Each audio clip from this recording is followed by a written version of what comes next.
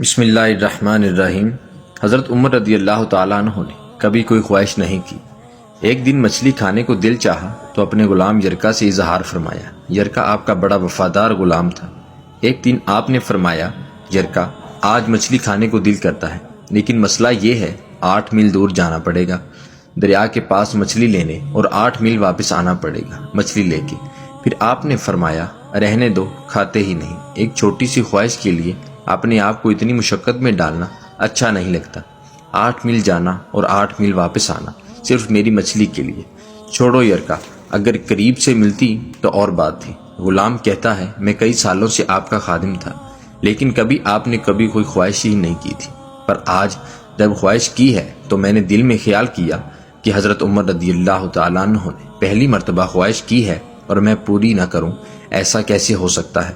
غلام کہتے ہیں، جناب عمر رضی اللہ تعالیٰ عنہ ظہر کی نماز پڑھنے گئے تو مجھے معلوم تھا ان کے پاس کچھ مہمان آئے ہوئے ہیں، عصر ان کی وہیں ہو جائے گی۔ غلام کہتا ہے، میں نے حضرت عمر رضی اللہ تعالیٰ عنہ کے پیچھے نماز پڑھی اور 2 رکعت سنت نماز پڑھ کر میں گھوڑے پر بیٹھا۔ عربی نسل کا گھوڑا تھا، دوڑا کر میں دریا پر پہنچ گیا۔ عربی نسل کے گھوڑے کو 8 میل کیا کہتے؟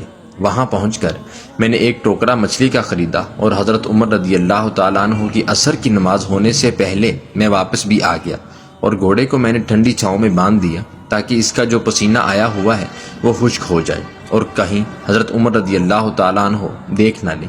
غلام کہتا ہے کہ گھوڑے کا پسینہ تو خشک ہو گیا، پر پسینے کی وجہ سے گرد و غبار گھوڑے پر جم گیا تھا، جو واضح نظر آ رہا تھا کہ گھوڑا کہیں سفر پہ گیا تھا۔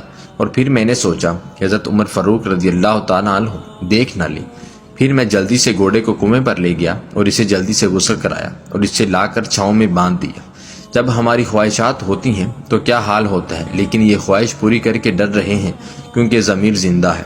فرماتے ہیں، جب عصر کی نماز پڑھ کر حضرت عمر رضی اللہ تعالیٰ عنہ واپس آئے، میں نے بھی نماز ان کے پیچھے پڑھی تھی۔ گھر آئے تو میں نے کہا، حضور اللہ نے آپ کی خواہش پوری کر دی، مچھلی کا بندوبست ہو گیا اور بس تھوڑی دیر میں مچھلی پکا کے پیش کرتا ہوں۔ کہتا ہے، میں نے یہی لفظ کہے تو جناب عمر فاروق رضی اللہ تعالیٰ عنہ اٹھے اور گھوڑے کے پاس چلے گئے۔ گھوڑے کی پشت پہ ہاتھ پھیرا، اس کی ٹانگوں پہ ہاتھ پھیرا اور پھر اس کے کانوں کے پاس گئے اور گھوڑے کا پھر ایک کان اٹھایا اور کہنے لگا، یرکا تو نے سارا گھوڑا تو دھو دیا، لیکن کانوں کے پیچھے سے پسینہ صاف کرنا تجھے یاد ہی نہیں رہا، اور یہاں تو پانی ڈالنا بھول گیا۔ جب حضرت عمر گھٹنوں کے بل زمین پر بیٹھ گئے اور کہنے لگے، او یرکا ادھر آ، تیری وفا میں او یار یرکا ادھر، تیری وفا میں مجھے کوئی شک نہیں ہے، اور میں کوئی زیادہ نیک آدمی بھی نہیں ہوں، کوئی پرہیزگار بھی نہیں ہوں۔ میں تو دعائیں مانگتا ہوں، اے اللہ میری نیکیاں اور برائیاں برابر کر کے مجھے معاف فرما دے۔ میں نے کوئی زیادہ تقوی اختیار نہیں کیا۔ اور بات کو جاری رکھتے ہوئے فرمانے لگے ہیں، یار ایک بات تو بتا، اگر یہ گھوڑا قیامت کے دن اللہ کی بارگاہ میں فریاد کرے کہ یا اللہ عمر نے مجھے اپنی ایک خواہش پوری کرنے کے لیے 16 میل کا سفر طے کرایا، اے اللہ میں جانور تھا، بے زبان تھا، 16 میل کا سفر ایک خواہش پوری کرنے کے لیے، تو پھر یرکا تو بتا، میرے جیسے وجود کا کمزور آدمی مالک کے حضور گھوڑے کا سوال کا جواب کیسے دے گا؟ یرکا کہتا ہے، میں اپنے باپ کے فوت ہونے پر اتنا نہیں رویا تھا جتنا آج رویا۔ میں تڑپ اٹھا کہ حضور یہ والی سوچ، یہاں تو لوگ اپنے ملازم کو نیچا دکھا کر اپنا افسر ہونا ظاہر کرتے ہیں۔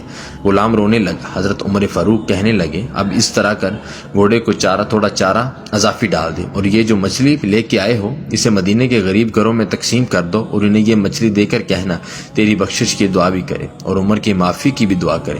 صرف آپ ہی پڑھ کر آگے نہ بڑھ جائیں بلکہ اوروں کو بھی شریک کریں، یہ صدقہ جاریہ ہوگا، اس میں آپ کی تحریر ہزاروں لوگوں کے لیے سبق آموز ثابت ہو۔ جزاک اللہ خیرہ۔